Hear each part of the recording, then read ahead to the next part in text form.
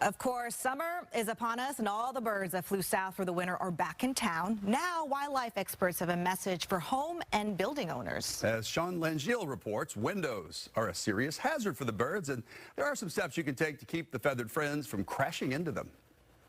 Warmer weather means many birds are soaring back from the south, but wildlife experts warn of their biggest concern following the end of the migration season. They have a lot of issues they're dealing with, but one of the biggest sources of that mortality clearly is collisions with glass and windows. Biology professor Jason Hoeksema says the number of estimated bird deaths to reflective windows is staggering. The most recent estimates are that somewhere between 1 and 5 billion birds die every year just in the United States from collisions with windows and other glass. While reflective windows can help us see outside, they can be especially dangerous in areas near common bird habitats. A lot of times they act like a mirror, depending on the lighting conditions. And so what birds see in a window or another sheet of glass often is their habitat reflected in there, or blue sky. There are ways for home and building owners to mitigate harm to birds, such as adding fish line on the outside to cause a contrast on the windows.